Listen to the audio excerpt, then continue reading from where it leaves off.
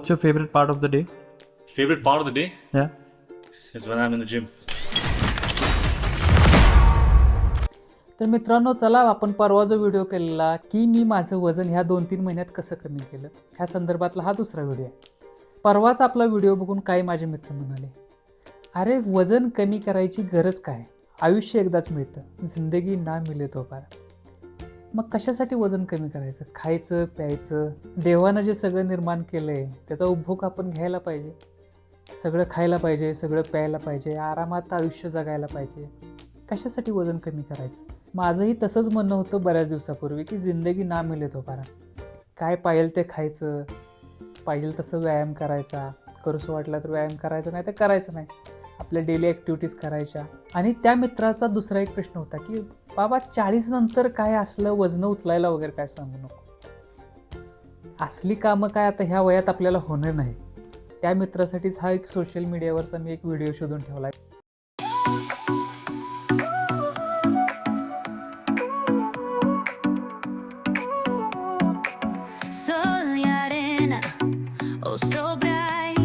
आपण आता ह्या व्हिडिओत बघितलं मित्रांनो, फिटनेससाठी वय नसतं. फिट राहायचं आपण एकदा ठरवलं की आपण कुठल्याही वयात आपण फिट राहू शकतो. हा मेटाबॉलिझम आपलं वय वाढेल तसं स्लो होतं, बरोबर आहे. आपण कॉलेजला असताना आपला जेवढा आहार होता, मला वैयक्तिक आठवते, मी कॉलेजला असताना माझं वजन अंदाजे एक 64-65च्या आसपास राहायचं. आणि आत्ताच्या आहाराच्या त्यावेळी माझा आहार प्रचंड होता. आमचा जो ग्रुप होता तो पाचुंदा खायला प्रसिद्ध होता. पाचुंदा म्हणजे 5 भाकरी किंवा 5 चपाती एका वेळी खाणं, असा आमचा ग्रुप होता, जवळजवळ 20 मुलांचा. आणि सगळ्यांची वजनं जर बघितली, सगळ्यांचे फोटो जर तुम्ही बघितले तर म्हणणार ह्यांचं खातातही एवढं, हे जातंय कुठं, कारण की सगळे एकदम असे बारीक बारीक लुकडे. पण जसं आपण आपल्या प्रोफेशनल लाईफमध्ये एंटर करतो तसं बैठे काम आपलं वाढतं. आता मी तर डॉक्टर, दिवसभर बसूनच असतो. एखादा पेशंट आला की उठायचा, तेवढा वेळ तपासायचा आणि परत जागेवर जाऊन बसायचं, बरोबर. दिवसभर बैठे काम. मॅक्झिमम आपण नोकरदार वर्ग किंवा व्यावसायिक वर्ग हे बैठे कामच करतो. त्यामुळं आपला अलीकडे जर आपण बघितलं, आपण व्यवसाय सुरू करताना आपलं वजन आणि आत्ता एक ह्या 10-15 वर्षात आपलं प्रत्येकाचं वाढलेलं वजन, ह्यात ही तफावत ही असतेच. आणि वय वाढेल तसं मेटाबॉलिझम महत्त्वाचं स्लो होत जातं. ते पचवायला पण थोडासा वेळ लागतो. ते हळूहळू शरीरात साठत जातं. तुम्हाला बऱ्याच लोकांना माहीत आहे की मी क्रिकेट खेळतो किंवा बाकी ॲक्टिव्हिटीज करतो, आणि मला पण तसंच वाटायचं, आपण क्रिकेट खेळतो, आपला स्टॅमिना भरपूर आहे, त्यामुळं वजन कमी करायची काही गरज नाही किंवा बाकी. पण वजन कमी करायचं सगळ्यात महत्त्वाचं कारण माझ्या दृष्टीने होतं की फिटनेस. थोडंसं वाढलेलं पोट कमी करणं, म्हणजे वय वाढेल तसं हळूहळू बाकी काय नाही वाढलं तरी पोट 100% सगळ्यांचं वाढतं. तर पोट कमी करणं ही माझी प्रायोरिटी होती. आणि त्याचबरोबर शरीराचं एक फिटनेस व्यवस्थित व्हावं ह्या दृष्टीने मी थोडासा जिमकडे वळलो.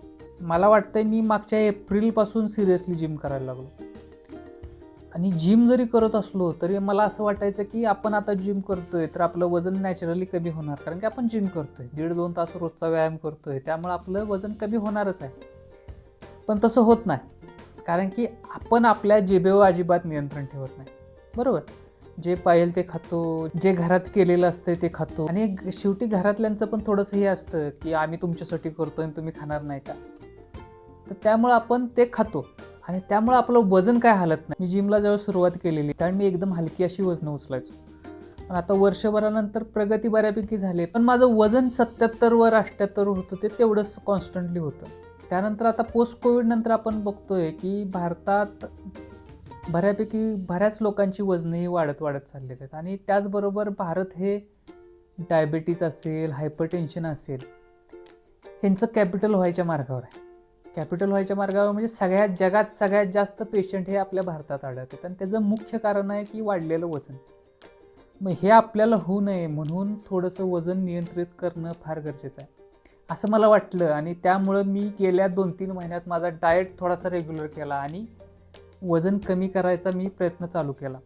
वजन कमी करण्यात सगळ्यात महत्त्वाची गोष्ट आहे की डिसिप्लिन. डिसिप्लिनशिवाय काय होत नाही. म्हणजे आपण म्हणतो एवढं खातो, मला हे जमत नाही, मला सकाळी उठायला जमत नाही, किंवा मला व्यायामाचं एवढंच प्रकार जमतो, मला हे जमणार नाही, किंवा मला सकाळी हे खायला जमणार नाही, माझ्या डब्यात हे नको असतं. अशी बरीच कारणं आपण शोधली तर बरीच कारणं निघतात. आणि मी वर्षभर ही कारणं शोधून दमलोय. भरपूर म्हणजे मला कोच सांगायचे डॉक्टर तुम्ही हे खावा, पण आपण ते फार फॉलो करत नाही. कारण की थोडासा आपला आळशीपणा पण आपल्याला त्यात नडतो किंवा डिसिप्लिनमध्ये राहायची सवय राहिलेली नसते. पण आपल्याला जर वजन कमी करायचं असेल तर थोडंसं डिसिप्लिनमध्ये राहणं फार गरजेचं आहे. डिसिप्लिनची सुरुवात झाली चहा सोडण्यापासून.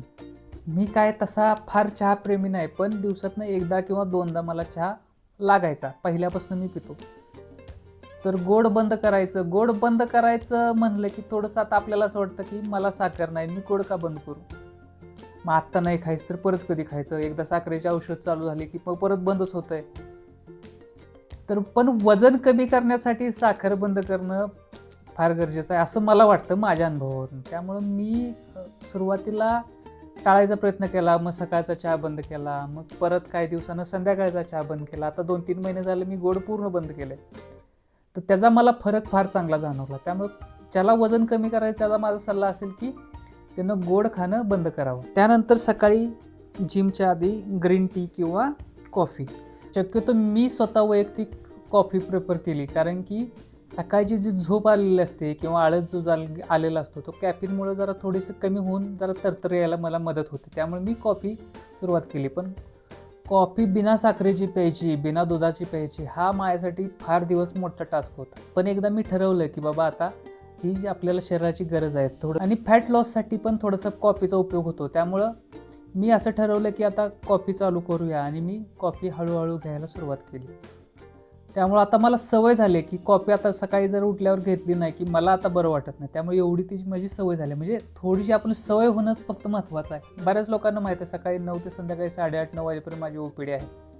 त्यामुळे मी जिमचं टायमिंग माझं सकाळचंच निवडलं आहे. जिममध्ये मी फोकस प्रॉपर स्ट्रेंथ ट्रेनिंगवरच दिला आहे. पहिला 15 ते 20 दिवस आमच्या कोचनी माझ्याकडनं प्रॉपर वॉर्मअप करून घेतले किंवा बाकीचे सगळे सेट मला शिकवले, आणि त्यानंतर मग सिंगल मसल, डबल मसल असा व्यायाम चालू केला. आणि दिवसाला आत्ता माझी जवळजवळ 1-1.5 तास तरी जिम होते. जिम झाल्यानंतर जिमवरनं जेव्हा घरी येतो त्यावेळी ब्रेकफास्टमध्ये मी ओट्स घेतो, ओट्स आणि दूध. जेवणामध्ये आत्ता ह्या 2 महिने फक्त उकडलेलं चिकन किंवा बॉईल चिकन किंवा ग्रिल्ड चिकन आहे सकाळच्या जेवणात, आणि 1 भाकरी. संध्याकाळी एखादं फळ, आणि संध्याकाळी पुन्हा थोडंसं बॉईल चिकन किंवा एग्ज आणि थोडंसं सलाड असं जेवणात ठेवले. विटॅमिन B12ची गोळी घेतो. सप्लिमेंटविषयी बऱ्याच लोकांचा गैरसमज आहे की सप्लिमेंट प्रत्येकानं जो जिम चालू करतो त्याला सप्लिमेंट ही घ्यायलाच पाहिजे. पण मला तसं वाटत नाही. सप्लिमेंट म्हणजे कसं की जे आपल्या आहारातनं मिळत नाही ते आपण सप्लिमेंटमधून घेतो. जर आपल्या आहारात प्रोटीन आपण प्रॉपर ठेवलं, आपले फॅट्स जेवढे दिवसाचे गरजेचे आहेत तेवढे व्यवस्थित ठेवले, आणि बाकीच्या ज्या सगळ्या गोष्टी आहेत, म्हणजे सलाड आपलं व्यवस्थित खातोय तर मल्टीविटॅमिनची वगैरे काही गरज नाही, किंवा बाकीच्या सगळ्या गोष्टींची. त्यामुळं प्रॉपरली आपण डाएटवर कॉन्सन्ट्रेशन करायला पाहिजे. जेवढं नॅचरली आपल्याला करता येईल तेवढं नॅचरली करावं असं माझं वैयक्तिक मत आहे. बाकीच्यांना ज्यांना जे घ्यायचं त्यांनी घ्यायला काही हरकत नाही. फक्त थोडंसं तुमच्या डॉक्टरांच्या किंवा तुमचे जे न्यूट्रिशनल असतील किंवा जिम ट्रेनर असतील, क्वालिफाईड जिम ट्रेनर, तर त्यांना विचारून तुम्ही तुमच्या डाएटमध्ये थोडासा बदल करू शकता. पण माझं वैयक्तिक म्हणणं असतं की सप्लिमेंटची आपल्याला फार अशी गरज नसते. जर आपल्या आहारातनं आपल्याला गरजेच्या वस्तू दिवसाला जेवढ्या लागतात पोषण घटक ते जर आपल्या आहारातनं मिळत असतील तर काय घ्यायची, बाकीचं वरनं एक्स्ट्रा काय घ्यायची गरज नाही. माझ्या उंचीनुसार, वयानुसार माझी मेंटेनन्स कॅलरी दिवसाला जवळजवळ 2200 कॅलरीज होती. आणि फॅट लॉस किंवा वजन कमी करण्यासाठी मला थोडंसं कॅलरी डिफिशियंटमध्ये जाणं गरजेचं होतं. त्यामुळे मी 200-300 कॅलरीज कमी केल्या. दिवसाला 1800-1900 कॅलरीज खात होतो. बरं, हे कॅल्क्युलेट करणं आपल्याला असं वाटतं की कॅलरीज कशा कॅल्क्युलेट करायच्या, तर फार काय करायचं नाही. AI आपलं लाईफ फार सुकर झालं. ChatGPTमध्ये सरळ टाकायचं की माझं वय एवढं आहे, माझी उंची एवढी आहे, माझं वजन एवढं आहे, माझ्या पोटाचा घेर एवढा आहे, आणि मला वजन कमी करायचं आहे, माझ्या आहारात काय काय बदल तुम्ही सुचवता. तर AI आपल्याला व्यवस्थित डाएट प्लॅन देतं. त्यात आपल्याला काय बदल करायचे सांगायचे असेल तर ते AIला सांगायचे, बाबा मी हे खात नाही, हे माझ्यात ॲड करा. तर AI आपल्याला, ChatGPT आपल्याला त्या पद्धतीनं प्लॅन करून देतो, आणि तो बऱ्यापैकी सारखा असतो. तर मी तर स्वतः वैयक्तिक ChatGPTचा भरपूर वापर केला आहे माझा डाएट प्लॅन करण्यासाठी, आणि माझ्या डाएटवर मॉनिटर करण्यासाठी, माझ्या प्रोग्रेसवर मॉनिटर करण्यासाठी मी ChatGPTचा बराचसा वापर केला आहे. तर तुम्ही करू शकताय असं मला वाटतं की सोपं आहे ते, काय फार असं काय अवघड नाही. थोडंसं खाण्यात डिसिप्लिन, डेली व्यायाम आणि सगळ्यात महत्त्वाचं की चालणं. बरोबर, मी संध्याकाळी एक 4 ते 5:30 या वेळात चालतो आहे. म्हणजे एक 10,000 पावलं रोजची चालायचा मी प्रयत्न करतो आहे. तर ज्याला वेट लॉस करायचं आहे त्यानं स्ट्रेंथ ट्रेनिंगबरोबर थोडंसं चालणं पण ठेवा, म्हणजे फायदा चांगला होतो आहे, असं माझं वैयक्तिक अनुभव आहे. प्रत्येकाचा वेगवेगळा अनुभव असू शकतो. जर तुमच्याकडे वेळ असेल सायकलिंगला वगैरे जायचं तर सायकलिंगला जाऊ शकताय, पोहायचा वेळ असेल तर पोहायला जाऊ शकताय, किंवा बाकी तुमच्या आसपास जिम नाही तर थोडंसं झुंबा केला किंवा बाकीच्या सगळ्या ॲक्टिव्हिटीज केल्या, सूर्यनमस्कार वगैरे, तर ह्या गोष्टी करू शकताय. पण माझं असं म्हणणं पडेल की जवळपास जर जिम असेल तर तुम्ही जिम जॉईन करा, कारण की एकटं व्यायाम करून आपण जास्त दिवस कड काढत नाही. थोडंसं 1-2 दिवस 4 दिवस आपण व्यायाम करतो आणि त्यानंतर आपला व्यायाम बंद पडतो. म्हणजे मी वैयक्तिक माझा तसा अनुभव आहे की मी डंबेल्स आणलेत, बार आणलेले लॉकडाऊनच्या आसपास, पण एक 4-5 दिवस 5 दिवस आपण त्यांना व्यायाम करतो आणि परत ते अडगळीत पडून जातं. त्यामुळे जिमला प्रॉपर आपण गेलो की जिमचा आपला व्यायाम चांगला होतो आणि मित्र आपल्याबरोबर असतात. मित्रांच्यामुळं पण आपण एकमेकाशी थोडासा सपोर्ट देऊन किंवा एकमेकाशी बोलून हळूहळू प्रोग्रेसिव्ह वेट लोड पण आपण करतो आणि प्रोग्रेस आपल्याला दिसायला लागला की आपल्याला त्यात आवड पण निर्माण होते. त्यामुळं माझं असं म्हणणं पडेल की जिम जॉईन करा. बाकीचे योगा वगैरे ह्या पण गोष्टी केल्या तर फार चांगलं आहे, पण आठवड्यातून एक 3 ते 4 दिवस स्ट्रेंथ ट्रेनिंग किमान. मी तर म्हणतोय 1 दिवस आठवड्यात सुट्टी घेतली, बाकीचे 6 दिवस स्ट्रेंथ ट्रेनिंग मी वैयक्तिक तसं फॉलो करतो. आणि दिवसातनं एक 10,000 पावलं चालणं आणि व्यवस्थित डाएट कंट्रोल. आता मी ज्यावेळी व्यायाम करायला, म्हणजे मी ज्यावेळी ठरवलं वजन कमी करायचं त्यावेळी मी 77-77 वर होतो आणि कालचं माझं वजन आहे 71 किलो, म्हणजे जवळजवळ मी 6.5 किलो कमी केलं ह्या 8 आठवड्यात. आणि हे वजन कमी करताना म्हणजे मी फार काय आहारात बदल केला आहे किंवा मी फारच उपाशी राहतोय, पोटाला मारतोय, असलं काय मी प्रकार केला नाही. उलट मी प्रॉपर डाएट घेऊन सकाळी 200 ग्रॅम चिकन, संध्याकाळी 150 ग्रॅम चिकन, हे प्रॉपर ठेवून बाकीचं सलाड, भाकरी, ह्या सगळ्या गोष्टी, दही, ह्या सगळ्या गोष्टी जेवणात ठेवून माझं वजन व्यवस्थित कमी केलं आहे. मी मागच्या व्हिडिओमध्ये पण म्हणलेलो की आपलं वजन कधीच एकदम वाढत नाही, त्यामुळं एकदम पण कमी करायच्या फंद्यात पडू नका. प्रॉपरली आपलं डाएट मेंटेन करा, प्रॉपर डिसिप्लिन मेंटेन करा. सगळ्यात महत्त्वाचं आहे डिसिप्लिन, आणि रोज जिममध्ये जाणं गरजेचं आहे. त्यासाठी मोटिवेशन शोधत बसू नका, माझा पार्टनर येत नाही तर मी कसं जाऊ, हे पण डोक्यातनं काढून टाका.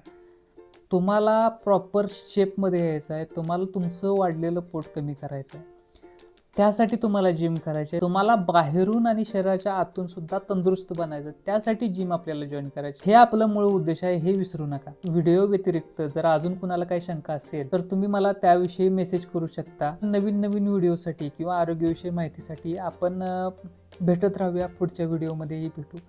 अशाच नवीन विषयावर आपण व्हिडिओ करत राहूया. धन्यवाद.